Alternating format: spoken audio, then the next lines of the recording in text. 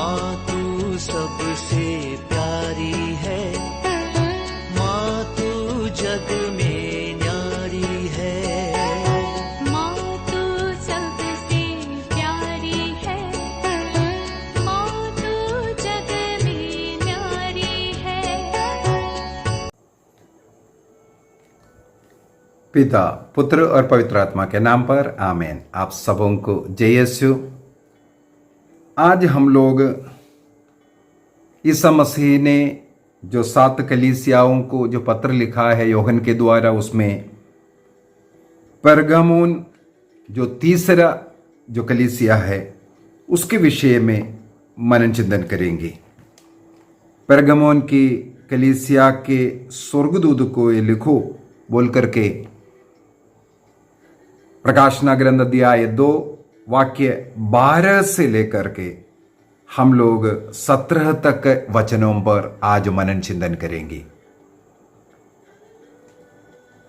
ये सबसे पहले हम लोगों को समझना जरूरी है परगामुन कहां पर है। स्मिर्ना के विषय में हम लोगों ने कल सीखा था। उस स्मिर्ना के उत्तर पूर्वी दिशा में करीब स्मिर्ना से 70 किलोमीटर दूरी में ये परगामुन शहर है। सबसे पहले एक देश था, परगमोस नामक देश का राजधानी था, और राजा अट्टालस तीसरवीं ने इस परगमोस देश को रोमन साम्राज्य के साथ मिला दिया। इसका मतलब उस देश का आखिरी राजा अट्टालस तीसरे था। उनके समय में उन्होंने अपने देश को रोमा साम्राज्य के साथ मिला दिया था, और रोमन साम्राज्य ये एशिया प्रांत का कैपिटल के रूप में इस परगमोस को बना दिया था। अर्थात एशिया प्रांत में के जो कैपिटल के रूप में इस परगामुन देश को बना दिया। इसलिए एक कैपिटल सिटी था, बहुत बड़ा सिटी था, और यहाँ का लोग भी रोमन साम्राज्य के साथ वफादार रहने के कारण यहाँ पर भी कई चीज़ें रोमन सम्राटों के द्वारा शुरू किया। और यहाँ का जो लाइब्रेरी है वो हमें मालूम है, अलेक्जेंड्रिया का फेमस लाइब्रेरी, संसार के सबसे बड़ा लाइब्रेरी अलेक्जेंड्रिया का जो लाइब्रेरी था। उसके बाद सेकंड नंबर का लाइब्रेरी, जिसमें करीब 2 लाख से ज़्यादा किताबें उस समय उपलब्ध था। इतना बड़ा एक लाइब्रेरी इस जगह पर परगामुन में था। साथ ही साथ उस समय पर जो लिखने के लिए हमें मालूम है पपीरस पत्तों में लिखता था, जो बिब्लोस शहर से जो मिलता था, उस पपीरस पत्तों में कागज के रूप में जो लिखते थे। लेकिन इस शहर ने चमड़ों को पेपर जैसे बना करके जो चमड़े में लिखने का जो रीति जो शुरू करते हैं वो इस जगह का है। परगामुन के पेपर ये चमड़े वाला पेपर होता है, चमड़े का जो बनाया हुआ पेपर। तो इस शहर इससे बहुत फेमस हो गया। जैसे हमें मालूम है बिब्लोस पपीरस के लिए फेमस हुआ था, उसी प्रकार परगामुन जो है चमड़े का जो पेपर बनाने में ये फेमस हो गया। और परगामुन एशिया के कैपिटल होने के कारण जो परगामुन में रहने वाला जो गवर्नर है उसको एक विशेष अधिकार रोमन सम्राट ने दिया था। वो है किसी को भी मृत्युदंड देने का अधिकार इनको है। सब गवर्नरों को यह अधिकार नहीं है, लेकिन इनको ये अधिकार मिलता था। जैसे एक क्लास में मैंने बोला था, ये अधिकार जो रोमन साम्राज्य में जो अधिकार है मृत्यु दंड देने का, इसको जो तलवार का अधिकार कहते थे। तो ये जो तलवार का अधिकार परगमोन के गवर्नर के हाथ में था।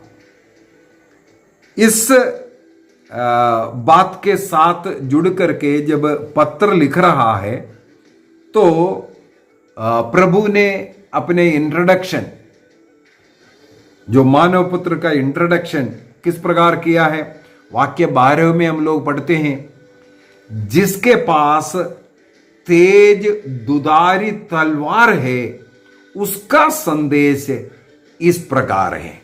अर्थात परगमोन का गवर्नर या रोमा साम्राज्य के सम्राट का अधिकार से बढ़ करके एक अधिकारी है मानव पुत्र, ये कहते हुए यहां पर पत्र शुरू करते हैं। हम लोगों ने इस पर मनन चिंतन किया था। मानव पुत्र का जो दर्शन योहन को मिला, हर पत्र में उस मानव पुत्र का किसी न किसी विशेषता को लिखते हैं। पिछले 2 क्लासों में हम लोगों ने मनन चिंतन कर चुका है। इसी प्रकार यहां के इस कलीसिया को इस्तेमाल किया हुआ वो शब्द है दुधारी तलवार। जिसके पास दुधारी तलवार है उसका संदेश बोल करके। क्या कारण है? इस शहर का गवर्नर को मृत्युदंड देने का जो तलवार का जो अधिकार प्राप्त गवर्नर था, उससे बढ़ करके अधिकार प्राप्त व्यक्ति है मानव पुत्र, उसका पत्र वहां के कलीसिया को मिल रहा है। ये इस प्रकार हमें इसको समझने की जरूरत है। इब्रानियों का पत्र अध्याय 4 वाक्य 12 के अंदर उस दुधारी तलवार के विषय में लिखा हुआ है। वो दुधारी तलवार हमें मालूम है ईश्वर का वचन है, ईश्वर का वाणी है। ईश्वर का वचन या ईश्वर का वाणी हमारे प्रकाशना ग्रंथ के अंदर भी ईसा मसीह को ही बताते हैं। और वाक्य 13 के अंदर जाएंगे, वहां पर लिखा हुआ है, मैं जानता हूं कि तुम्हारा निवास कहां है। तुम कहां रहता है मैं जान रहा हूं। वो जगह क्या है? वह वहां है जहां शैतान की गद्दी है, जहां शैतान अपना सिंहासन बनाकर रखा है, उस जगह पर तुम निवास करते हो। परगमन के जो कलीसिया को लिखते हुए कहते हैं, इसका मतलब वो कितना दुख कष्ट से परीक्षाओं से गुजर रहा है। आगे लिखा है तुम्हारा निवास स्थान जहां शैतान की गद्दी है वहां है, फिर भी तुम लोग मेरा नाम दृढ़ बनाए रखते हो और तुमने उन दिनों में भी मुझ में अपना विश्वास नहीं त्यागा जब मेरा ईमानदार साक्षी अंतिपस तुम्हारे शहर में, उस शहर को फिर से क्या बोलते हैं? पहले बोला है शैतान की गद्दी बोला, इसके बाद अभी अगला कहते हैं तुम्हारे उस शहर में जो शैतान का निवास स्थान है मारा गया था। वहां पर अंतिपस नाम के व्यक्ति को ईसा मसीह में विश्वास के कारण तलवार के घाट उतार दिया था। वो तलवार, जैसे पिछले क्लास में, कल के क्लास में भी हम लोगों ने मनन चिंतन किया था, शैतान को और शैतान की जो कलीसिया के विषय में लिखा हुआ था। ईसा मसीह में विश्वास करके रह रहा है, ऐसे लोगों के विरुद्ध बोलने वाले, सच्चा कलीसिया से लोगों को निकालने के लिए झूठे झूठे आरोप लगाने, दोषारोप लगाने वाले, ऐसे लोगों का जो झुंड है वो सिनगोग, शैतान का सिनगोग, जैसे पिछले कल के क्लास में हम लोगों ने मनन चिंतन किया।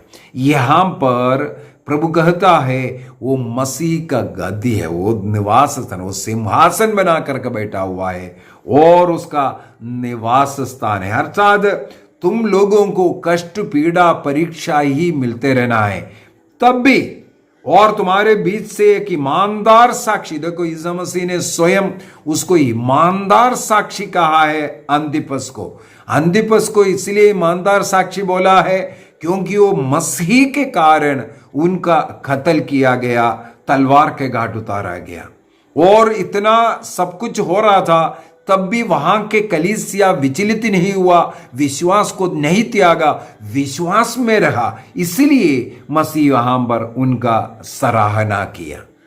इसके बाद वाक्य 14 के अंदर फिर से किंतु लिखा हुआ है। इसका मतलब है प्रभु को इस कलीसिया के विषय में कुछ शिकायत हुई है। पेरगामोन के विषय में क्या शिकायत है, इसको हम ध्यान से सीखेंगे। किंतु मुझे तुमसे कुछ शिकायतें हैं। तुम्हारे बीच में कुछ ऐसे लोग भी रहते हैं, उस कलीसिया के विषय में, पेरगामोन के कलीसिया में जो विश्वासियों में कुछ ऐसा विश्वासी भी है जो बिलियाम की शिक्षा को मानते हैं। बिलियाम ने बालाक को इजरायलियों के मार्ग पर टोकर डालने का परामर्श दिया, जिससे वे देवताओं को अर्पित मांस खाएं और व्यभिचार करें। वाक्य 14 हमें अच्छी तरह समझने की जरूरत है। यहां पर लिखा हुआ है बिलियाम और बालाक, गणना ग्रंथ उसके अध्याय 22, 23 और 24 अध्यायों को पढ़ेंगे, वहां पर हमें मिलता है। बालाक राजा इस्राएलियों से डर गया था। वो पता किया इन लोगों को हराने का क्या मार्ग है। उनको किसी ने बताया यदि इनको कोई नबी शाप दे देगा ये इनको हम हरा पाएगा, अन्यथा इनको नहीं हरा सकता। तो उन्होंने ढूंढवाया तो बिलियाम नाम का एक झूठा नबी मिल गया और उनको धन का लालच दे करके इजराइलियों को शाप देने के लिए बुलाया। बार बार उनको बुलाया गया, पैसा का लालच दिया। हमें वो कहानी मालूम है, लंबा चौड़ा कहानी है, वहां पर मैं नहीं जाऊंगा। एक क्लास में मैं इससे पहले भी गदह जहां बात किया, गदह बात करने वाला, ये बिलियाम से ही बात किया था, क्योंकि ये लालची इंसान था। इनके लालच के कारण ये बार बार बालाक के कहना मानते हुए इजराइलियों को शाप देने के लिए निकल पड़ता है। लेकिन ईश्वर नहीं चाहता था ऐसा करें, और ईश्वर ने हर बार बिलियाम के मुंह से निकलने वाला जो शाप है उसको आशीर्वाद में बदल करके इजराइलियों को आशीर्वाद देना शुरू किया। आखिरी में बिलियाम ने बालाक से कहा, मैं क्या करूं, ईश्वर मेरे द्वारा बोल रहा है, नबी के मुंह से ईश्वर बोलता है, इसलिए ये जो शाप है वो अनुग्रह में, आशीष में बदल रहा है। लेकिन वो बिलियाम को एक रास्ता बता करके दिया। वो रास्ता है इस्राएलियों को कैसे भी पाप में गिरा दो। उसका 2 तरीके बता करके दिया। देवी देवताओं के सामने उनको झुकाओ, उसको मूर्ति को अर्पित प्रसाद खिला दो, या इन लोगों से व्यभिचार करवाओ। ये 2 पाप ईश्वर के विरुद्ध इन्हें कर देगा। इसके बाद तुम लोग आराम से इनको हरा सकता है। गणना ग्रंथ अध्याय 25 के अंदर जब इजरायली लोग शित्तीम में निवास कर रहा था, पड़ाव डाला हुआ था, वहां पर मोआबी स्त्री इनके बीच में घुस करके आते हैं, वे विचार में गिराते हैं। उनके फुसलाने से ये लोग जाकर के उनकी देवी देवताओं के सामने दंडवत करते हैं, पूजा करते हैं और उनका प्रसाद गाते हैं। इस प्रकार इस्राएली लोगों के विरुद्ध में ईश्वर होते हैं। इनके पाप इनके दंड देना शुरू किया। तो वहां पर ये लिखा हुआ, ये जो बिलियाम के सुझाव 2 चीजें हैं। एक देवी देवताओं को अर्पित मांस खिलाना या व्यभिचार करवाना। यहां पर जो लिखा हुआ व्यभिचार एक दूसरा अर्थ से भी हमें निकालना है। वो अर्थ है उन दिनों में मंदिर में चलने वाले एक व्यभिचार, ईश्वर के नाम पर जो चलने वाला जो व्यभिचार है, जिसे जो मंदिरों में कई जगहों पर ईश्वर के नाम पर जो चलता था, जो व्यभिचार कुछ स्त्रियां आकर के रहते हैं, चाहे विवाह में अपने पति मरने के बाद आकर के प्रभु के लिए समर्पित लोग के समान रहता हो, या उन लोग ईश्वर के नाम पर अपने जीवन को अर्पित करते हुए, कई ऐसे हम लोगों को इस प्रकार का उदाहरण बाइबल से ही मिलेगा।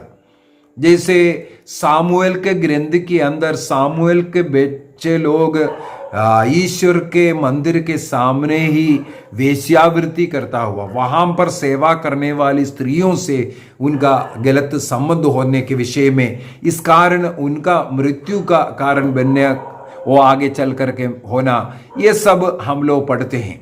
तो केवल यहूदी मंदिर में नहीं, अन्य देवी देवताओं के मंदिर में भी एक पागन तरीका था मंदिर में रहने वाले स्त्रियों का जो इस प्रकार का जो व्यभिचार जो चलना। तो ऐसे लोगों के साथ जो व्यभिचार करने के खिलाफ यहाँ पर ये जो बोल रहा है, और साथ ही साथ वहां पर मूर्तियों को अर्पित प्रसाद, कई लोग ये सिखाते हैं हाँ प्रसाद खाने से कुछ नहीं है, ऐसा ऐसा कर करके, और बाइबल का कुछ वचनों को तोड़ मरोड़ करके भी इस प्रकार बोलने वाले लोग होता है। तो शैतान जहां निवास करता है, ईसा मसीह में जो विश्वास करते हैं उनके विरुद्ध जो कार्य करने वाले लोग, जो क्रिस्तियों को पाप के लिए उत्साहने वाले लोग, ऐसे लोगों से तुम दूर रहना है। और जो बिलियाम के जो रास्ता पकड़ करके, बिलियाम ने जिस प्रकार पाप करने के लिए जो विवश करवाया, ऐसा ऐसा जो कार्य करवाया, इससे तुम्हें दूर रहना है। और वहां पर जो मंदिर में रहने वाला ये जो व्यभिचार का जो सिलसिला है, जो सेक्रेड प्रोस्टिट्यूट भी बोला जाता था, ऐसे जो आवृत लोग जो मंदिरों के साथ रहते हैं, उनके साथ मंदिर आने वाले वहाँ के पुजारी लोग, सबका जो गलत संबंध, इस प्रकार का एक पागन जो रीति है क्रिस्तीय विश्वास के क्रिस्तीय आचरण में नहीं लाना, ये यहाँ पर हमें बता कर देता है। वाक्य 15 भी उसी प्रकार थोड़ा महत्वपूर्ण है। वहां पर एक दूसरा बात लिख कर बता रहा है, तुम्हारे बीच कुछ लोग ऐसे लोग भी हैं जो निकलाइयों की शिक्षा मानते हैं। तो 14 में बिलियाम की शिक्षा के अनुसार चलने वाला, और 15वां वाक्य में निकलाइयों के शिक्षा के विषय में लिखा है। यहां पर जो बताया हुआ ये शब्द भी, इसको अगर हम शब्दार्थ में लेंगे, बिलियाम शब्द का अर्थ है जो जनता को निगलने वाले लोग, खाने वाले लोग, उनका नाश करने वाला, निगलने वाला। लेकिन ये निकलोस जो शब्द जो इस्तेमाल किया है, उस शब्द का मतलब है जनता का नाश करने वाला।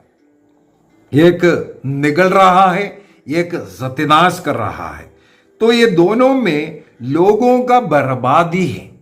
इनके वचन के अनुसार, इनके शिक्षा के अनुसार चलोगे तो तुम्हारा बर्बादी होगा, चाहे बिलियाम की सिखाने वाला तरीका हो, या वाक्य 15 में जो लिखा निकलाइयों का जो शिक्षा है। ये दोनों एक ही प्रकार का है, चाहे वो व्यभिचार से संबंधित हो, चाहे वो मूर्ति पूजा के या अन्य देवी देवताओं को अर्पित मांस खाने का विषय हो, या ऐसे विश्वास हो। ये सब क्रिस्तीय परंपरा के विरुद्ध है, क्रिस्तीय विश्वास के विरुद्ध है, उसके लिए बहुत खतरनाक है। इसलिए सतर्क कर रहा है, तुम उनके पीछे नहीं जाना। ये दोनों ग्रुप जनता का नाश का कारण है।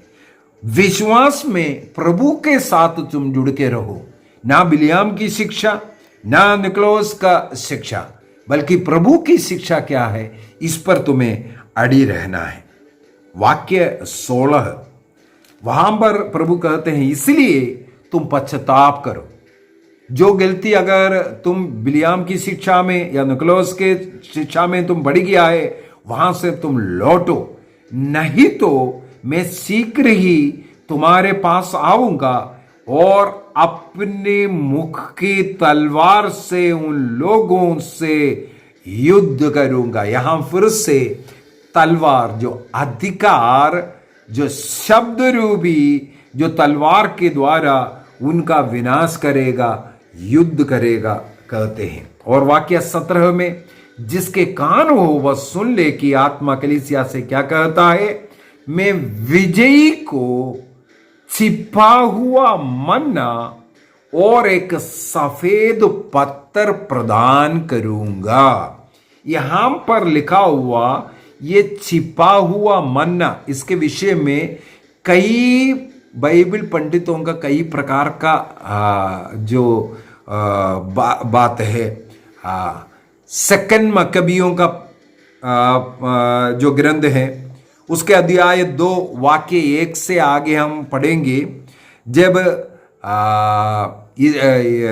यरूशलेम नगरी पर आक्रमण हुआ और यरूशलेम मंदिर का विनाश होने वाला था, उस समय पर प्रभु की प्रेरणा से नबी यिर्मयाह ने प्रभु का जो मंजूषा है उसको उठा करके एक पहाड़ पर जाते हैं जहां मूसा नबी को दफनाया था। उस पहाड़ पर जाते हैं और उस मंजूषा को, वहां का तंबू, ये सब वहां पर रखते हैं और कहते हैं तब तक गुप्त रहेगा जब तक प्रभु दोबारा लोगों पर दया ना बरसाए। तो कुछ पक्ष का कहना है ये जो गुप्त रखा हुआ, ये यहां पर जो प्रभु का मंजूषा, उसमें जो मन्ना भी है उसके विषय में कहते हैं। और कुछ इजराइली लोग, यहूदी लोगों का ये मानना था जब मसीह का आगमन होगा, क्योंकि ईसा मसीह को लोग नहीं मान रहा था मसीह के रूप में, जब मसीह का आगमन होगा तब इजराइली लोगों पर जब पहले मन्ना बरसाया था भोजन के रूप में, उस समय पर जब मसीह का आगमन होगा ये चिन्ह होगा, मन्ना बरसेगा। इस प्रकार यहूदियों के बीच में एक कहावत चलता था, इसके विषय में लिखा हुआ है ये कहते हैं। लेकिन तीसरा एक और है, ईसा मसीह ने जो शिक्षा दिया, योहन के सुसमाचार अध्याय 6 के अंदर ईसा मसीह ने कहा स्वर्ग से उतरी हुई जीवंत रोटी मैं हूं, वो मन्ना मैं हूं। तुम्हारे पूर्वजों ने मरुभूमि में मन्ना खाया फिर भी मर गया, यदि मेरा ये शरीर और रक्त को जो लोग खाएगा पिएगा वो कभी नहीं मरेगा। तो तीसरा पक्ष ये है ईसा मसीह के शरीर और रक्त को खाना पीना, मसीह ने अपना शरीर रूपी जो रोटी दिया इसके विषय में, उसके ग्रहण के द्वारा हमें आनंद जीवन, कृपा, अनुग्रह, आशीष मिलता है। इसके विषय में कुछ भी हो, जो कोई ये प्रभु में विश्वास करते, विश्वास में दृढ़ रहकर जो विजयी होगा उनको प्रभु कृपा, अनुग्रह, आशीष, आनंद जीवन देगा। वो प्रभु यीशु मसीह का शरीर, रक्त, भोजन उनके साथ, प्रभु के साथ करने का, उनके शरीर और रक्त को ग्रहण करने की कृपा उन्हें मिलेगा। जो मृत्यु तक ईमानदार रहता है उनको प्रभु जो देने वाले वो जो कृपा है मसीह के साथ उस मेमने के विवाह भोज में भोजन करने का, तो उसके लिए जो बुलाता हुआ वो मन्ना के विषय में। अभी एक और शब्द यहां इस्तेमाल किया है, सफेद पत्थर प्रदान करूंगा। इसके विषय में भी बाइबल पंडितों के मन में कई प्रकार का बातें हैं। एक जो पैगन तरीका है, जो कई लोग तंत्र मंत्र का करके ताबीज वगैरह पहनते हैं, किसी देवी देवताओं का जो माला धारण करते हैं, या जो ताबीज जो अपने शरीर में ग्रहण बांधते हैं, जिसके द्वारा उन्हें चंगाई, उनके जीवन में आशीषें मिलने के विषय में उन लोग जो विश्वास करते हैं, उसी प्रकार ईसा मसीह वो सबसे बड़ा ईश्वर है, कृपा देने वाला ईश्वर है, चंगाई दादा ईश्वर है। वो अपना रूप लगाया हुआ कुछ सफ़ेद पत्थर देने के विषय में, क्योंकि मसीही कोने का पत्थर है, वो पत्थर बन करके आपके जीवन में आएगा, वो आपके जीवन को संवारेगा, ये कोई कहते हैं। दूसरा, यहाँ पर ये जो मिलने वाला ये जो पुरस्कार है, जिस प्रकार जैसे राजा लोगों के मुकुट है उसी प्रकार का मुकुट नहीं, बल्कि कंपटीशन में जो विजयी होता है उनको मिलना है। तो उस समय पर कंपटीशन में विजयी जो लोग हैं उनको एक साक्ष्य पत्र दिया जाता है, वो सफ़ेद पत्र है। तो कई लोग कहता है उनको जो मिलने वाला जो सर्टिफिकेट जो होता है उसका है, वो जो सर्टिफिकेट जिनको मिला है अन्य किसी भी खेल में जो उधर चल रहा है वहाँ पर जाकर के वो देख सकता है, उसमें प्रवेश मिलता है। उसी प्रकार ये जो मसीही का में रह कर के जो मरते हैं उनको जो साक्ष्य पत्र के रूप में, सर्टिफिकेट के रूप में जो मिलता है, वो स्वर्ग राज्य के प्रवेश के लिए मिलने वाला जो कृपा है, ये कहते हैं। लेकिन एक तीसरा ग्रुप है, यहाँ पर साफ साफ बोलता है एक सफ़ेद पत्थर बोल करके। ये जो रंग जो सफ़ेद, वो पवित्रता का और विजय का रंग है, सफ़ेद। और ग्रीक भाषा में इसको कहीनोस भी लिखा हुआ है। एक सफ़ेद पत्थर मैं प्रदान करूंगा, उस पत्थर पर एक नया नाम अंकित होगा कर करके लिखा है। नया नाम, वो एक नया स्वभाव का, आचरण का, जीवन का, एक नयापन का चिन्ह है। उस नयापन को ग्रीक भाषा में काइनोस कहते हैं। तो यहां पर ग्रीक भाषा में लिखा हुआ है काइनोस शब्द, यहां पर इस नया के लिए, नया नाम के लिए इस्तेमाल किया हुआ है। तो अगला तर्क ये है, जैसे ईसा मसीह ने सिमोन को चुना, उनको पेत्रुस नाम दिया, तुम अब से पेत्रुस कहलाएगा, सिमोन पेत्रुस। तो एक नया नाम डालकर उन्हें एक नया व्यक्ति, नया अधिकार देकर के कलीसिया का मुखिया बनाया था। उसी प्रकार जो विश्वास में दृढ़ रहकर मरता है, ईसा मसीह में ही रहेगा। जो राजाओं, सम्राटों या अन्य लोगों के प्रलोभन में आकर के, डर भय में आकर के विश्वास को नहीं त्यागते हैं, उनको इसी प्रकार एक पवित्रता का और विजय का, सफलता का एक नया नाम देगा। जो विजयी होगा उन्हें ईश्वर एक नया जीवन देगा। ये प्रभु ईसा मसीह के साथ जो संबंध है, इसको दर्शाने के लिए रखा है, ये बोलते हैं। और आगे लिखा है नया नाम अंकित होगा, जिसको पाने वाले के अतिरिक्त और कोई नहीं जानता। उसको पाने वाला, क्योंकि एक रहस्य है, यह रहस्यमय वो जीवन जो प्रभु में हम लोगों को जो मिलता है। जो लोग सहते हैं, क्षमा करते हैं, प्रभु यीशु मसीह के नाम पर ईमानदार रहते हैं, कई लोग उनको देख करके बोलेगा ये तो फुद्दू है, देखो कितना कितना अच्छा जीवन जी सकता है, लेकिन देखो ये उपवास कर रहा है, प्रार्थना कर रहा है, अपने अच्छे जो जीवन जी सकता है उसको इस प्रकार कष्ट पीड़ा का ईमानदारी के जीवन जीते हुए ये गरीब रहता है, ऐसे ऐसा कर कर बोलता है। कई लोग ऐसे लोगों को बुद्धू समझते हैं, लेकिन उनको उसके द्वारा मिलने वाला जो आनंद, खुशी, जो ईश्वरीय जो कृपा, वो अन्य लोगों को जो सांसारिक जीवन जी रहा है उनको नहीं मालूम है। वो एक सीक्रेट ही है जो प्रभु के साथ जुड़कर रहने वालों को जो मिलने वाले जो स्वर्गीय आनंद, वो जो कृपा, वो पवित्रता के द्वारा जो हमें जो खुशी मिलता है। हाँ, मैं एक ईमानदार रहा, पवित्र रहेगा, मैं पाप में नहीं गिरा, इस प्रकार मिलने वाला वो खुशी, वो मसीह के साथ जुड़ करके मिलने वाला वो खुशी, इसके विषय में हम लोग ज़्यादा इस सफ़ेद पत्र का अर्थ को समझेंगे, क्योंकि उसमें एक नया नाम जो मसीह में रहता है उनको जो मिलने वाला नाम वो लिखा है। आइए हम अपनी आंखों को बंद करेंगे, प्रभु को धन्यवाद देंगे।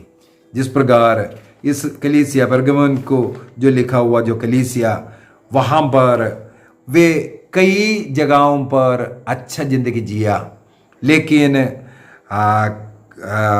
जो निकोलस के पास या जो बिलियाम के शिक्षा पर चलने वाला कुछ लोग उनके कलीसिया में था, उनके विरुद्ध में भी प्रभु ने कहा, सब लोगों के लिए नहीं, वहाँ का कुछ लोग ऐसे ऐसे शिक्षाओं में जाने वाला वहाँ पर भी जा सकता है, उस देवी देवताओं का भी सामने सिर झुका सकता है, प्रसाद खा सकता है। ऐसे ऐसे एक विचार रखने वाले और मसीही विश्वास से लोगों को अलग करने वाले, ईसा मसीह का शरीर रक्त ग्रहण करना है, पवित्र मिस्सा बलिदान हर रोज हमें शक्ति, सामर्थ्य, एक नयापन देता है, पवित्रता देता है। लेकिन कई लोग उससे दूर जाता है। हाँ, गाना गाने से या बाइबल पढ़ने से काफ़ी है, ये ऐसा ऐसा बोल करके लोगों को हटाने वाले ऐसे लोगों के मार्ग पर कुछ लोग जा रहा है, उनको प्रभु सतर्क कर रहा है। प्रभु को धन्यवाद दीजिए, जो शिक्षा आज हमें मिला है उसके अनुसार ईमानदार रहेंगे, निर्णय कीजिए। परगमोन के जो कलीसिया जो अच्छे अच्छे कार्य किया है उसके अनुसार हम भी करेंगे। जो प्रभु ने पश्चाताप कर लौटने के लिए कहा, यदि हमारे जीवन में कुछ कमियां हुआ है, आज ही हम उन कमियों से बाहर निकलने का निर्णय करेंगे। उस नया मन्ना, जो गुप्त मन्ना, प्रभु यीशु मसीह का शरीर और रक्त मिस्सा बलिदान के द्वारा हर रोज ग्रहण करने का निर्णय करें। उस भोजन हमें आनंद जीवन प्रदान करता है और ईमानदारी का जीवन जीते हुए उस सफेद पत्थर जिस पर एक नया नाम हमारा लिखेंगे। जी हाँ, हम एक क्रिस्ती हर रोज प्रभु में नया बनना है, नया सोच, नई आत्मा हमें मिलता है। दृढ़ निश्चय कीजिए। पिता, पुत्र और पवित्र आत्मा के नाम पर आमीन। आप सबों को जय यीशु।